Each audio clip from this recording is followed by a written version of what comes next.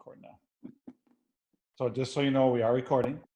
And I have the recording from last time we met and also the chat.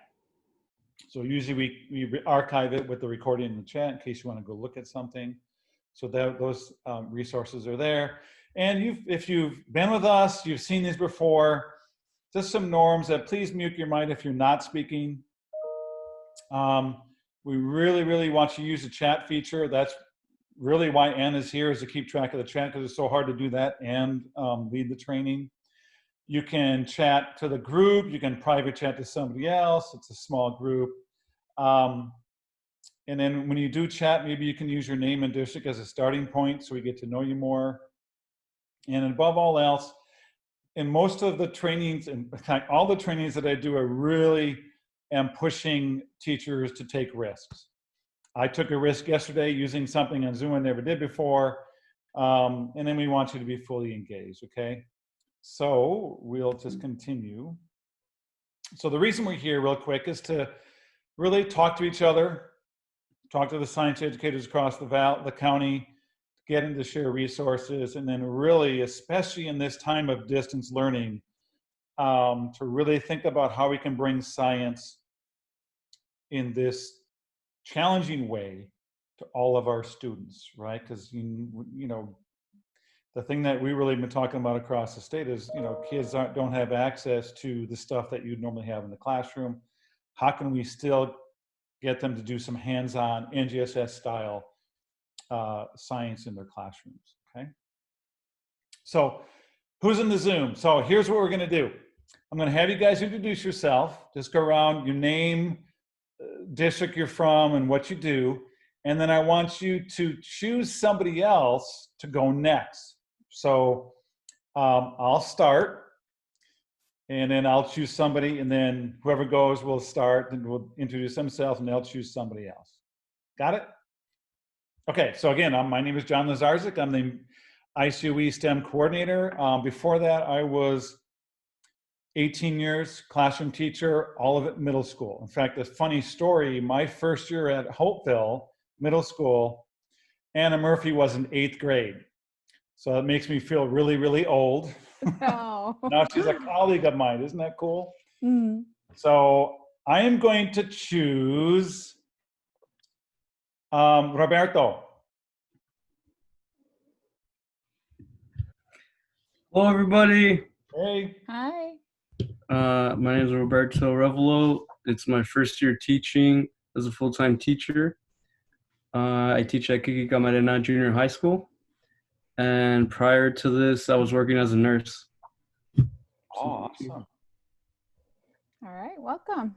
Thank you. I choose Rosa Martinez. Yeah. Okay, hi everybody. Rosa Martinez, academic support teacher for Dual Elementary K-6. And I've been teaching for many years. So John, I think I feel you. Same right here. Same right here. So happy to join this Zoom, and I'm a science enthusiast. Awesome. Okay, Hi, so I choose, oh, hi, I saw you there, hiding. Okay, let me see the club. This is my iPad, I don't get to see the names very clearly, but I see somebody, Sabrina. Is it Sabrina? No, can't read. Okay, the only one I recognize is Lisa. Lisa Mendoza, you're there. All right. All right, Rosa. Lisa Mendoza, I'm also in Calexico. I'm at Erika Camarena also, and I'm an academic support teacher and taught mostly high school, but a chunk in middle school too, of science. Hi, Lisa. And hi. Hi. Let's see. How about Miss Claudia Gallegos? Maybe? Hi, Claudia, can you hear us? She's on her phone. I wonder if there's issues there. Yes. Hi, Claudia. I can hear you perfectly. Okay, I just unmuted you, so tell us about yourself. Okay, my name is Claudia Gallego. I'm in Calexico, and I've been teaching for many years. I actually have some students that bring their children to us. We have preschool and kindergarten. So that's what I teach. So we do a lot of science with our children and math. Awesome. Hello? Okay, I choose, let me see if I can read something here. Matt Caballero. Oh, if you're looking at, if you look here, I'm gonna stop my share. Okay. Is that better? Yeah, I can see you now. Okay. I read Matt Caballero. Well, he was on my fake screen. That was just Oh, kind of sorry. a fake, Zoom. Sorry. Okay, It's okay. let me read something else. Someone else then. Okay. Okay, I can see you. I need to see someone else. Are you on your I phone? Yes, I can only see you. Okay. So there's a girl named Karen you can pick. Perfect. I'll pick her. I almost chose myself. Only like 2 of us left. My name's Karen. I also work at Kiki Camarena. I teach 7th grade science and STEM, and this is my 3rd year teaching. And Lisa's my mentor. Awesome. So I think Erika, you're last. Last but not least. Thank you. I'm so sorry I'm late. No worries. I sent her a picture of the Zoom instead of the link, just so Did you you? guys know. She's like, And I she- can't get in. And she cut off the link. So I'm so sorry I'm late. It's her fault. It's my fault. Anna's fault. So I'm sorry I'm late, but it sounds like you were just randomly picking somebody and they were introducing themselves, right? Yes. Yes. Right. My name is Erika Baiz, and this is my 2nd year teaching. I first taught in 2nd grade, and now I'm in 3rd grade in El Centro. So, gosh, I'm really gonna know because Erika's a former student of mine. Oakville Middle School. Yes, Erica Yeah. was in 7th grade and I was in 8th grade, and John was a science teacher for 7th grade. I think it's time for me to retire, right? You know, No, you're in your it's fine. prime. so when you guys are teaching for as long as me and Rosa and Claudia have, and you get that one kid that comes up to you and says, "Hey, Mr. Lazarczyk, you taught my mom," you know you're really old. Definitely. Okay, so thank you guys for that. I'm gonna go back and share my screen. Oh, that's not what you want to see. Do not look at that. Okay, here we go. Ignore Not- that. Do not Looks like judge my mine. desktop, okay? Don't judge. Looks like mine. Good, I'm glad someone else. Okay, so real quick, guys. This is where I want to use the chat feature. Just one word. Put in the chat, how you doing today?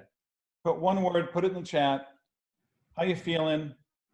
And this goes to our SEL piece that, I think I said last time, you have permission to feel any way you want, right? So how are you guys doing today? Just one word, put it in the chat. Thank you. All right, so productive, relaxed, great, focused, fantastic. You guys are awesome. Excited. You know what's interesting? When I did something like this, like the first week, these were not the words that I saw.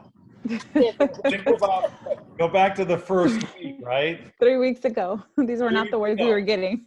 These were not the words we were getting when we did something like this. So I'm so glad that we have kind of made that, because I know Ann and I felt the same way. That first week, everything was crazy. Everything was a priority, and the priorities changed the next day. We didn't know what we were doing. We did the best that we could. Now, I think we've all kind of settled into some kind of a groove where we're a little bit comfortable and we kind of know what's happening without the other shoe dropping. So glad to hear all the positive words you guys are chatting there. So, okay.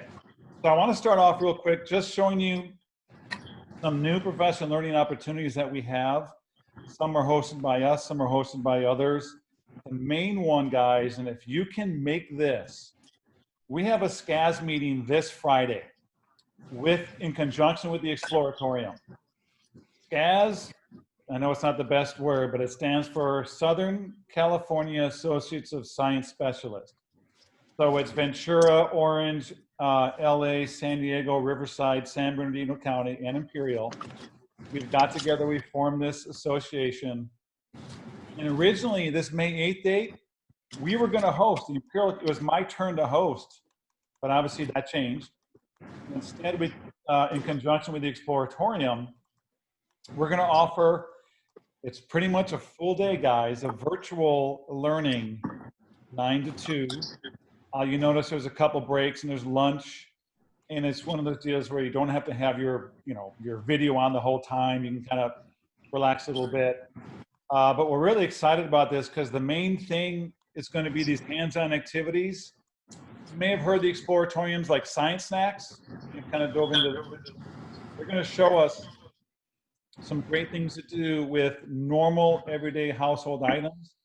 And I'm thinking even of Claudia with the preschool and the kindergarten kids, that we can take these things from home. We don't have to go to Michael's and buy them. We don't have to go anywhere because we pretty much can't anyways. So I am going to be, there's like 8 breakout rooms, 2 for each grade level. And I'm going to be hosting one with Eric from the Exploratorium. I'm hosting the high school one. So I think it's K2, 3, 5, 6, 8, and 9, 12. And each are going to have 2 breakout rooms. So really excited about that. But I really want to highlight that this is absolutely free. No cost. Sorry, could I pose a question? Yeah, So let's say somebody has something else on their calendar. Is it possible for them to join for some of those hands-on, some of those times, or do they have to be there the whole time? Nope. You can pop in because we're aware of that. We're aware that, this is kind of a long day. I've never been involved in a Zoom this long. Yes, you can pop in, you can pop out and come back in. Make sure you have your blue protective light glasses. Yeah, no doubt. It's a lot. No doubt. So anyways, if you guys can make it, it'd be absolutely fantastic. Right now we got 175 people signed up. Wow. And of that number right now, I think about 30 from Imperial County. So anyways, plan to spend your Friday with us. So it's in a couple days. And I left a link there to register. Okay. What else do we got? So in this world of distance learning, ISUE has really stepped up and starting to offer some free learning opportunities. And these are the next ones on the list. The link there takes you to a spreadsheet, a calendar, and it has all these learning opportunities on there with the OMS link to register. So Anna and I are going to do Pear Deck on Thursday. Anna, you flip grade 103? Thursday, yes. Yeah. So she's got a couple on Thursday. Padlet, May 8th. Distance learning for English learners. That's a 2-hour one on May 12th.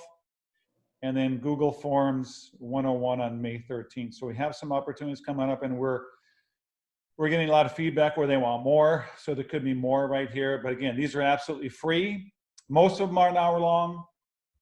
There's a few that, like this distance learning, be a couple hours long. So feel free to check out that link for some free opportunities there.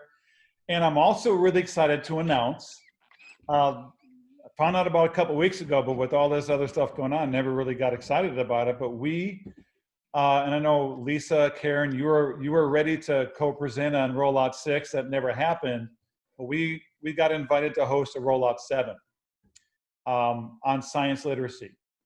So we've been chosen to host. It's going to be tentatively right now the first week of February. It's just going to be over the course of 2 days. I just blocked off that whole week because I got to still contact IBC. That's where we're going to have it at. What we don't know, guys, is how this whole thing is going to play out, right? And that's why I put virtual. This could be some kind of a virtual training, depending on how things are going on at that time, because nobody knows, right? But as usual, I'm going to look to my local leaders for co-presenters. Someone who will be with an NGSS statewide expert in the room, whatever that room looks like, if it's live at IBC or if it's in a Zoom call. And we're hoping that this, does get to be a face-to-face. But anyways, long story short, we are really happy and proud again to be hosting a Rollout 7. So stay tuned. I'll keep you guys in touch, okay? And then lastly, I know everything's been free, so I was reluctant to put this on there, but I thought that for those of us teaching K through 5, and there's some of you out there, they are offering, West Ed is offering a virtual summer institute over the course of 3 days in July, 21st to 23rd. Some is going to be synchronous, some is going to be asynchronous. So maybe on your own time, which frees you up. You're not going to be, on your computer all 3 of those days. It does cost $600 per participant. And the deadline to register is June 22nd. Just another opportunity for you guys. I feel bad that the number there is $600 because it seems like everything's been free lately. But there's an opportunity for you right there. And I think I put there's the link to register. And if you are not a K through 5 teacher, please share it with other people in your district that are. Okay. Somebody want to say something? And your district might be willing to pay for this training. Yeah, because I don't know. They're, whatever the budget. I don't know about summer schools. I know Plexico is having a summer school, right, Anna? But other districts may not. So there could be some money that they could use for this. And we've been told that, well, they need to spend some money. So anyways, with that being said, so last time we were here, I put some resources for NGSS. I want to relink that here. We have just click on these. There's some great resources for NGSS, the distance learning links. Some of the key ones that I used as the San Diego County one. And of course, all this online learning experiences, what that looks like, what a 5E lesson looks like. So I put that in there for you guys to kind of cruise around at your leisure. And here's some more distance learning resources from other counties in the state. And in fact, if I go back, this link right here, state county offices, there's 58 counties in California. I think over half of them have archived some distance learning links and strategies on this link right here. So spend some time doing that. Okay, so I want to get to this, and I don't know how this is going to work. There's how many of us in here? There's 8 of us in here. So time to share, but you're going to be assigned a breakout room. Because one thing we've noticed, Anna and I, is that it gets really quiet during Zoom calls. When there's 30 people on there or whatever. So what we're going to do is we're going to put you in a smaller group. And I'm going to give you a couple prompts that I want you guys to talk about in your smaller groups. And then when we come back to the main group, we'll just kind of share out. Sound cool? And then I'm going to kind of guide you through how you might be able to do this with your students. Okay. So I'm going to, so when you get into your breakout rooms, these are the questions I want you guys to talk about. And I want everyone to have a chance. 2 questions. What has been your biggest success story during distance learning with students? So when you're actually in front of kids, maybe it's a Zoom call or whatever, what has been your biggest success story? I really want us to start sharing our successes. And then, of course, I think we did this last time, but I really want to hear you guys still, now that it's been a couple of weeks, what has still been your biggest challenge during distance learning with students? Okay. So I'm going to stop sharing, and I'm going to put you guys in the breakout rooms. So there's 8 of us here, right? So I'll be in one breakout room, Anna will be in the other breakout room, and we're just going to sit and listen to you guys. Oh, and I'll start the 10-minute timer, so we'll have 10 minutes to talk about those questions. Any questions? Got it? Okay, let me see if I can do this. So I am going to automatically, so Anna, I'm going to do it automatically. If we're in the same room, then I'll move you to another room. Okay, you guys ready? Mm-hmm. Here we go. Once I press this button, there's no going back. Here we go. Different. So you want to share your stories? Sure. Go ahead, Karen. Okay, what has been your biggest success story? Okay, I would say finding out of the thousands of resources that we've been given, finding one that I noticed my students liked. I was getting more and more submit through that resource rather than others through Edpuzzle.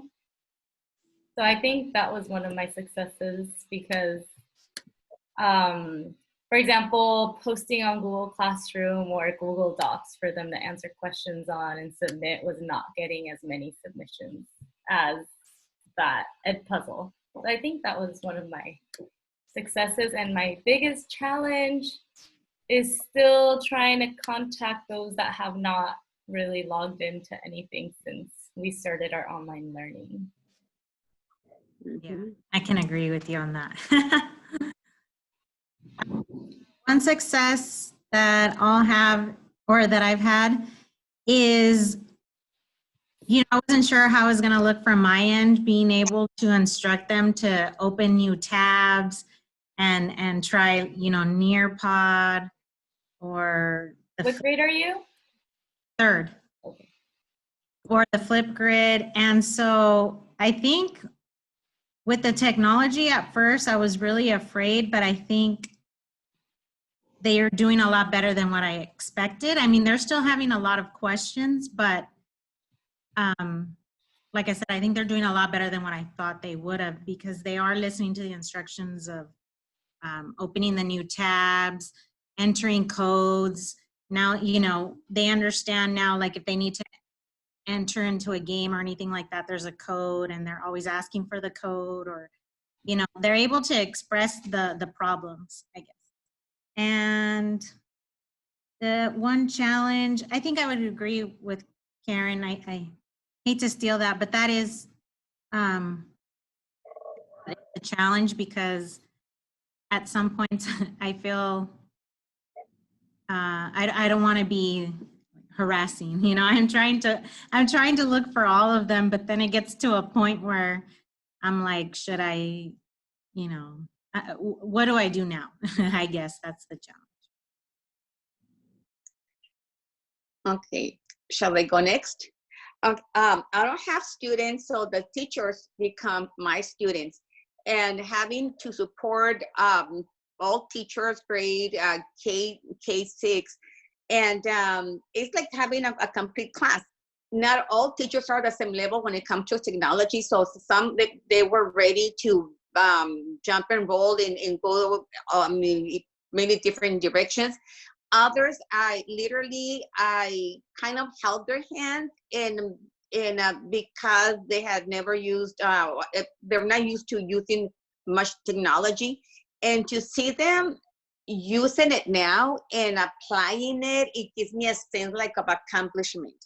And just to mention some, in most of the lower grade level, they use Class Dojo to communicate with parents and post assignments. But in grades, I'm gonna say second and up, they use Google Classroom, and they use a combination of platforms. Flipgrid, Seesaw. A lot of teachers are using Seesaw. In sixth grade, they're using also Khan Academy. I taught the fifth grade teachers how to use Pear Dig. So the next few days, one of the teachers started using Pear Dig in conjunction with other platforms. So as an academic support teacher, I'm also reviewing and learning new applications, new platforms. And so I need to kind of know the ins and outs, because when teachers call for support, I need to know how to help them. And I also, at times, sometimes I help parents as well. Like this morning, I called a grandma, because grandma did not know how to add another child, another grandchild in her Class Dojo account. She thought that she has to have a different Class Dojo account for each of the kids. And I say, no, just click on the plus sign, and then you can add the next one. So bottom line, my colleagues are my students. Go. Next. Hello. Claudia Gallegos, yes, Claudia? Yes, Claudia Gallego without the S. Well, I'm a little bit different since we're preschool, and we're open. We're considered essential workers, and we do have children there. But I can tell you that one of our success stories would be that just teaching them about the new world, what's going on, and having their masks. They wear their masks in school, in preschool, washing their hands, and getting them into the technology, seeing how they can get a hold of grandmother, of all their friends, just by Zoom classes. I think it's very important just not to ask why, but for what. And that's what we've been doing with the children and the teachers also. Okay, now that we're in this situation, what can we do? What are we supposed to do? And I think personally, we've been learning a lot of new things. It's just like when they were saying, how do you feel? Definitely. 3 weeks ago, we were anxious, we were terrified. And right now it's different because we're taking advantages of the situation. Claudia, Yes. so what you're saying is that you still have, I mean, you have those kids coming to you in TK, Yes. right?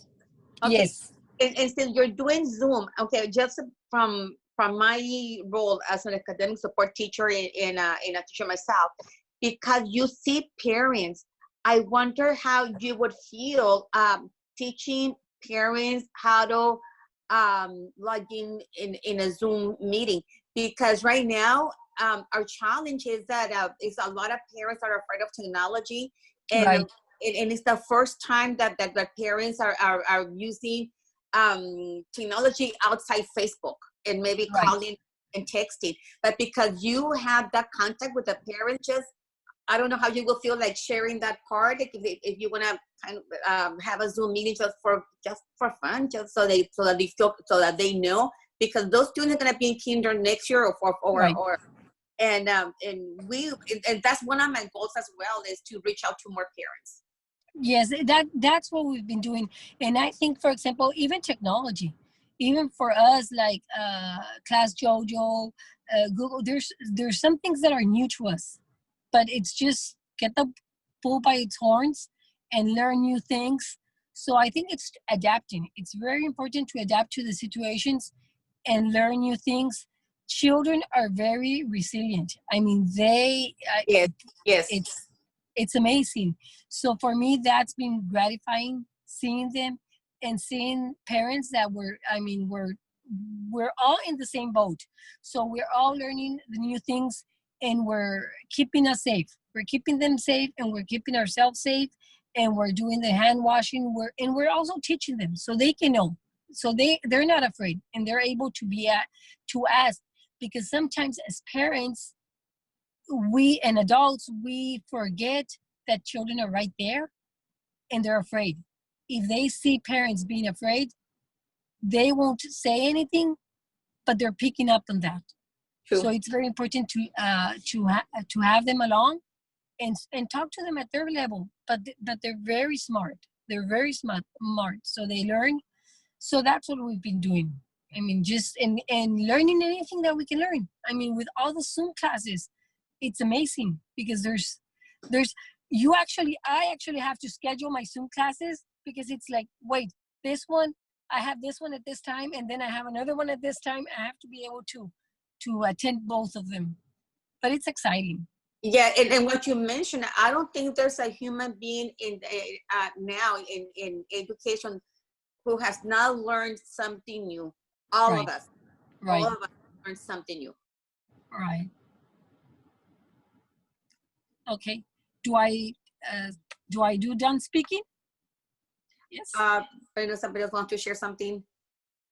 And I like having Claudia, because having somebody at the TK level, that's nice to hear from somebody.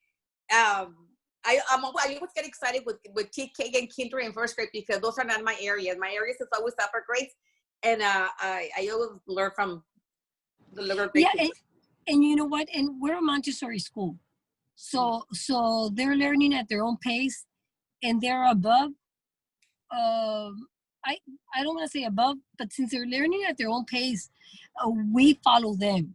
So a lot of them know a lot. They know their sounds, or they're starting to read. And even if parents that are not taking their children, they ask for their homework. So we have their packets for them to pick up and keep working. And now we're having a couple of them come back to school. It's like, oh, there's children here, so it's safe. And we tell them, yes, it's safe. They can start coming back, because we're considered essential workers. So, I mean, we're open. Thank you. Thanks. So I got a question for you all. So I was kind of taking notes as you guys were discussing your challenges and your successes. But the two biggest challenges that I've been hearing across people that I've been talking across the state was exactly what Erika and Karen were talking about. How do I connect with those kids that for some reason aren't logging on to Zooms, they're not interacting with Google Classroom? And I guess I want to ask that question of the group. What suggestions could we give Erika and Karen to reach out and connect with those kids? Is there anything that anyone's done that maybe is successful? So I'm just throwing that out. I personally think that it's a little bit complicated, because there's children that don't have the equipment at home or technology, that they will go to the library to have internet access. And right now the libraries are closed. And it might feel, I think that it might not be that they don't want to connect, but they might feel humiliated to have to tell someone that they don't have the resources. Yeah, I think like Erika, right? As Erika was saying, we don't know if there is something going on at home. So like she said, we don't want to harass them or feel like we're constantly on them if it's not possible, or if they're just having a difficult time. With that said, in Calexico, not having a computer or internet is not the issue. And because they have called parents, and if you don't have a device, we'll lend you one. If you don't have a Wi-Fi, we'll give you a kit. We can lend you a kit to connect with Wi-Fi. So that's not the issue. The issue is actually connecting with parents. So it's for at least for my school, it's been a teamwork. So when teachers have called and several times, trying to reach out to some parents, and with no success, then they kind of like, Rosa, what else can I do? Okay, give me the numbers, and I'll look into Synergy and see who else they have within them, the emergency car. So maybe I can call the tia, the neighbor, whoever's listed. And so either between the principal, the school nurse, and the counselor, and myself, we try to find ways and find other people listed that we call. And other teachers, besides calling, they've also been sending like text messages. And so not only the calling, but trying either if an email is listed, so they send an email. And so we should try to find different ways. Not always we're successful, but from time to time we do reach out to some parents and some students. And then you're right, a lot of things are going on at home too. So then maybe Erika and Karen, and you probably have, I don't know, you reach out to the your administration, let them know, and I'm sure you have, and yeah, some kids are just kind of really falling off the radar for whatever reason. We're hearing that all across the state. Maybe 50% participation rate in some cases, where those are, it's a huge difference. I mean, that's a huge loss of kids, right? So yeah, so there is no perfect answer, but just, I think that. Well, at Kiki, what they did was, since we have 6 blocks and students rotate, they assign the block 1 or period 1 to every teacher to call any student that had not logged in. So pretty much if all the teachers at Kiki called their block 1, we would get all the students contacted. And last meeting that we had, the principal said that we were able to contact 89.2% of students. Good. That's a way that we try to get a hold, like every teacher was assigned a few. Awesome. And in Calexico, we also have another challenge that we have a very strong feeling that some of our students went back to Mexicali. So, and that's a Yeah, very good point. Another challenge of living in the binational community here. yes. Okay, so great discussions. I'm going to send this back to the main room. I'm going to close all rooms. Return. Okay, so Anna, do you want to share any kind of common themes from the challenges or the successes that you guys talked about? Challenges overall, it's the same that we've been listening to across the county, state, just how to get more students to sign on. Not everybody's getting full participation, and just being aware that we know students have either a difficult situation at home or something preventing them from joining our Zooms. But what they are finding, as we've heard from various people, is that when they do something like a Google form or a Flipgrid, you have a grid challenge, the students are more apt to participate in something like that than if it was more of a lesson that you might have used from a curriculum or something like that. Some of the successes though, that Lisa and Andrew were sharing were— Roberto? I'm sorry, I called you Andrew. It's not Andrew, huh? It's Roberto. okay. You're not the first one to. You look like an Andrew. I'm just joking. Roberto. We're sharing where all the work that they're doing together and some of the different apps they've been learning. If you guys want to jump in, something that you guys wanted to share. This is a good conversation between us three. Awesome. Small but mighty group. Yes, this whole group is small but mighty. So in our breakout room, sorry, Anna, there was 5 in ours and 3 in yours. I guess it didn't do the math. Sorry about that.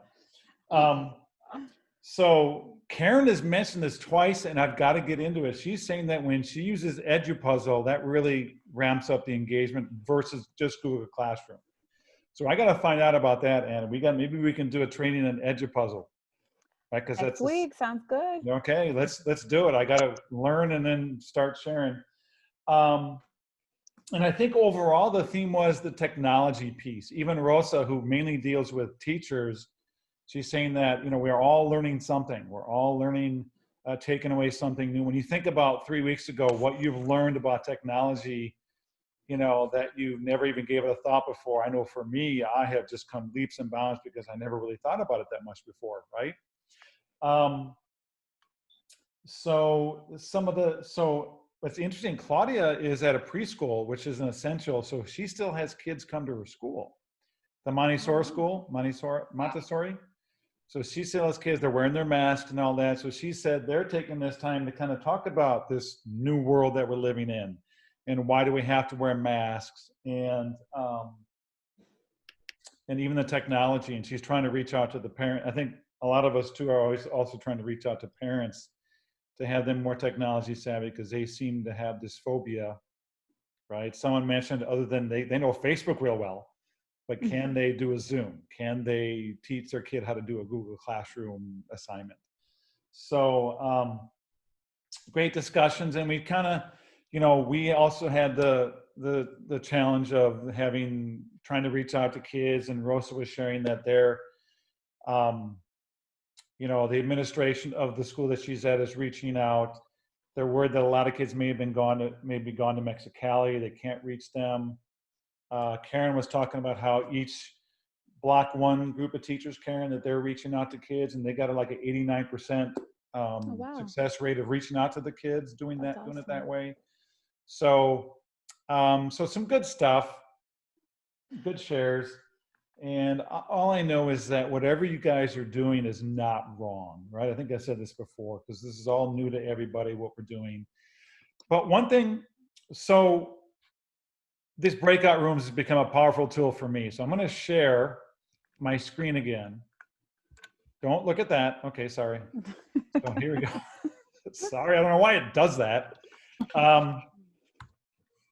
So yesterday, and Elisa and Karen were there. I kind of feel bad, but we're not going to do this, but I'm going to walk you through it. Anna and I were part of a team that led a training on what would a Zoom NGSS lesson experience might look like, right? So what I said yesterday is the pedagogy, if you've been in any of my trainings, is still the same, right? But what's different now is how can we use the technology? And I tell you what, I was blown away, and I can't wait to show you guys what the product was yesterday. So, you know, normally at a training, we have kids make these interactive science notebooks, real easy. They fold a couple of sheets of paper together. But another way to do it is through this app or this Google, not extension, but a Google piece called Google Drawings, right? And I'll show that in a little bit. So what we usually do is we start off with this visible thinking routine. Have kids, what do you see? What do you think? What do you wonder? And it's usually based on a phenomena. So here's, I don't know if you recognize this guy, poor guy, but I'm going to just quickly show you this phenomena because I've had time to make some videos at home. And I tell you what, this has been, I think, very powerful. It's really cool to make them. I have a lot of fun, but wouldn't it be cool if during a Google Classroom, your kids saw you, right, performing some kind of experiment or phenomena at home and having them go through it. I think Q is really into the research that when kids hear your voice and see you, it ramps up the engagement big time. So hopefully I cut this down to about a minute. Maybe supervision if you're a little younger. So I've got the candle lit. So you can see the lit candle, and I'm going to take my glass and I'm going to turn it upside down, and I want you to see what is going on. There's two things happening. Right? Did you see the candle go out? And did you see what happened to the water? Okay. So what's really interesting about this phenomenon too is as I try to take the glass off right now, I'm feeling a lot of resistance there. There's a lot of pressure, and you can hear what happened there. So anyway, so they watched this. Sorry. And then what we did yesterday is we made breakout rooms. So everybody went to a breakout room, and in that breakout room, they had a Google drawing link that they had to start to make sense of the phenomena with a explanation and a drawing. And then we eventually did also a real quick gallery walk peer critique where we went from like people who were in room 1 went to room 2, looked at their drawing, and they made some comments. Here's what the result is. I don't know if can you guys see this all? Yes. I mean, this blew me away. So this was in 20 minutes. And this was their explanation of the phenomena. And we were able to use the comment section to leave comments, what would normally be sticky notes in the real world face-to-face. I had no idea what was going to happen in the Google drawings. I was like kind of worried because I couldn't see what they were drawing. They didn't want to share. But this is the kind of stuff they came up with. I was blown away. So imagine your kids, right? I mean, this is cool, but if I'm a kid, this is cooler, right? And so I'm going to show you real quickly all 8. All were different, all were unique. Karen and Lisa will probably recognize the ones that they did, because I'm sure they were right? So this one, I mean, just look at the creativity, making the shapes there of the flame. Look at this explanation. Wow, right? And then here's one that's a lot simpler, and it's on point. I love the before and after for this one because it kind of goes through the entire phenomena. So they also added the liquid on that last one. Yeah. I saw that. So I'm gonna real quickly, show you something else that Anna's gonna talk about. So in some of these, you see down here where there's looks like a comment. This is Kiana making a comment. your use of arrows is really helping me to understand the flow of the air and the atmospheric pressure. This blew me away when Anna showed me this, and she's going to show you guys. Here's Anna's comment. Love it. Great job, team. Very So, effective feedback. how would it be if not only could you get feedback from your colleagues, but your teacher can leave a feedback, but can leave feedback there. So I'm going to go to this part real quickly. Anna, do you want to share your screen real quick, or because I want you guys to see how we can download and put this talking comment on you. It's real simple. It's real easy. All right, so Talk and Comment is actually one of your Google extensions that lives right next to your Omnibox. If you go to Chrome Web Store,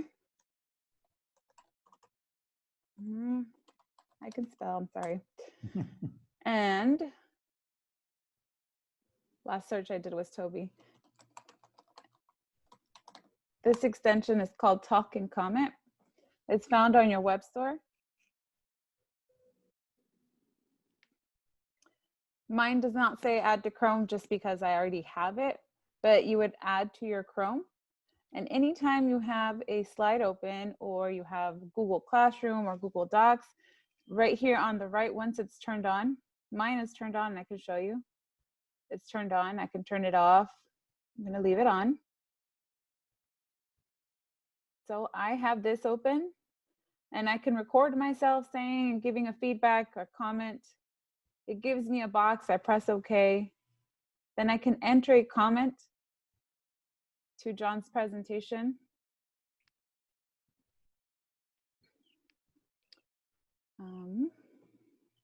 I can give him a comment and go ahead and paste on here or just put it in there.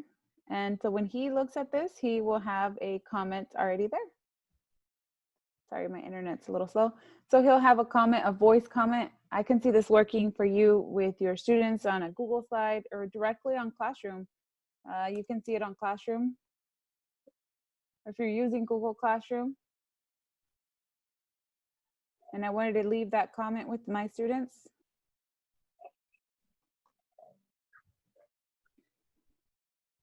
There it is, and all they have to do is click on the play button and it will show them a comment by their teacher. And instead of you having to type it out, you can just go ahead and just leave your voice feedback. It's a pretty cool extension. Really cool. Thanks, Anna. No problem. Okay, so hopefully you won't. Go ahead, Erika. Oh, no, okay. I think it was Rosa. Oh, Rosa. Sorry, that's what I meant by this. No, No, I really like what you share, Anna. Thank you. I love it. Cool. Well, we really hope you use it. So, okay, so we got like 4 minutes left, guys. I want to really honor your time. So, let me just real quickly. So, last time I was here, my boss challenged me to kind of put together some kind of a hyperdoc with us. So, this link to the Google Doc will take us to, and now my internet appears to be going real slow. Here we go. To just a real simple document where I'm really curious about Edupuzzle. I hope Karen adds that resource in the link right here. That this should be resource name, right? And just anything that you have done or had success with, put it here. It doesn't necessarily have to be about science, but if you found some really cool science links, add it here. You guys all have editing rights to this. And then I will, once it's kind of put together, I will curate it and make it look pretty and share out, because I really think it's so much better when we learn from each other. And again, when you have some time, put some cool resources in here that you found. Good, I see someone that's already on there. So I'm gonna go back to my presentation real quick. So I'm gonna ask you this question and give you a chance to think about it, because you're also gonna, before you leave, I'd like you to fill out a little feedback form. But how can we better support you during this challenging time? I mean, I am so willing. I've been wanting to do this. Anna planted the seed in my brain. I would love to join you guys on one of your Zoom calls with your kids. And I would love to kind of show this phenomena or model it for you. Just like if we were going to your classroom at NYU and we do a modeling in the classroom, I would love to do that. So you know my the last slide. Well, you have my email address. Contact me. Get a hold of Anna. Contact me. I would love to try that. And I don't care if it's 3 kids or 15 kids or whatever. That's the part I miss. That's the part I miss face to face. I love going into classrooms and doing demos, and I miss that so much. So I would love to do a Zoom demo with you guys. Knowing that it's not to critique or criticize, but to be supportive. I am not going to come in and say, "Oh, you're doing this wrong, that wrong." Are you kidding me? We're all learning together. We're all trying to do what's best. So we have another meeting. This may be the last one before the end of the school year. I'm not quite sure, but the next one is May 19th. It's in that document that I gave you a link to for the free learning resources. And if you could just take some time before we leave, click on this feedback and there's like 3 questions, and then we'll close.